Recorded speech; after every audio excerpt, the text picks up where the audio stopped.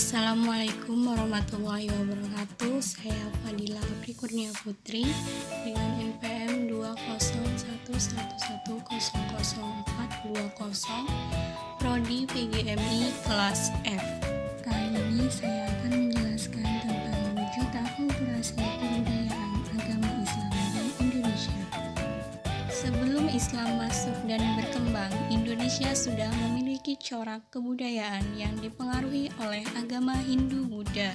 Dengan masuknya Islam, Indonesia kembali mengalami proses akulturasi.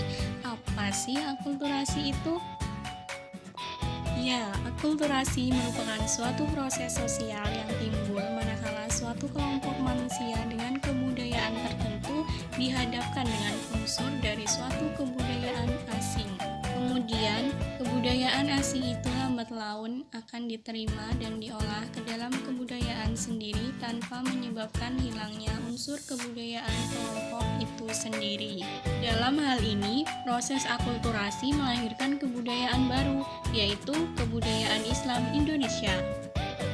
Banyak hal yang terpengaruh pasca masuknya Islam ke Indonesia, mulai dari bangunan-bangunan, seni budaya, dan sastra hingga upacara. Pertama, ada seni bangunan, seni arsitektur Islam yang menunjukkan akulturasi dengan budaya pra-Islam antara lain makam dan masjid.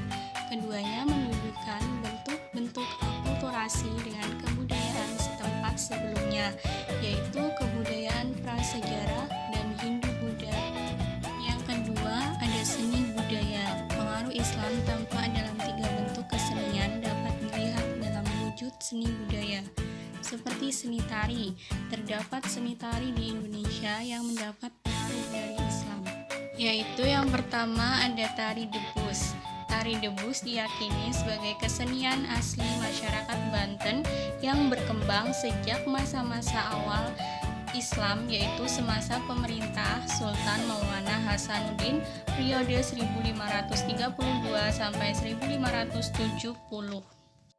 Yang kedua ada tari sedati atau disebut tari saman yang berarti 8 karena pemain ini awalnya dilakukan oleh 8 pemain.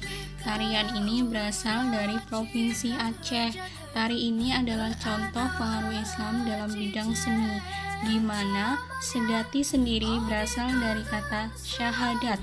Dalam tari ini, para penari menyanyikan lagu tertentu yang isinya berupa sholawat Nabi.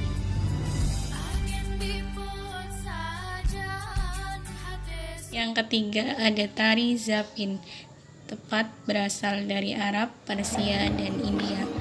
Tarian tradisional ini bersifat edukatif dan menghibur, dan alat musiknya terdiri dari alat musik petik gambus dan 3 buah alat musik tabuh gendang kecil yang disebut dengan marwas. Selanjutnya yang ketiga ada seni sastra.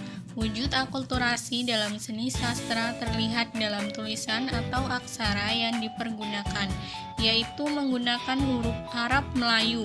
Bentuk-bentuk karya sastra tersebut diantaranya ada hikayat, babat, dan suluk.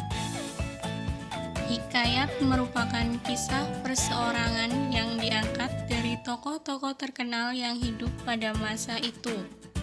Seperti contohnya hikayat Hang Tuah, Panji Semirang, dan Bayan Budiman. Selanjutnya, babat merupakan suatu karya sastra yang hidup pada masa tradisional dan lingkungan kebudayaan Jawa. Contohnya, babat Tanah Jawi, babat Diponegoro, dan babat Cirebon. Dan suluk merupakan kitab-kitab yang berisi ajaran tasawuf. Contoh suluk antara lain suluk Sukarsa dan suluk Wujim. Selanjutnya yang keempat ada sistem kalender. Pada masa Hindu-Buddha digunakan sistem kalender Saka dan pada masa Islam digunakan sistem kalender Hijriah. Kalender Hijriah diawali bulan Muharram dan diakhiri dengan bulan Dzulhijjah. Selanjutnya yang terakhir ada tradisi dan upacara.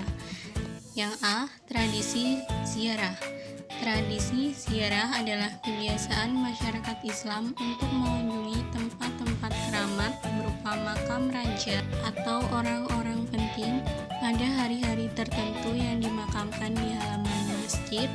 Ritual tersebut serupa dengan ritual yang dilakukan pada bangunan candi yang dianggap keramat. B. Upacara. Upacara-upacara keagamaan sebagai wujud akulturasi dengan agama Islam yang sampai saat ini masih terus dilaksanakan adalah peringatan Maulid Nabi, Isra Mi'raj, Hari Raya Idul Fitri, dan Hari Raya Idul Adha.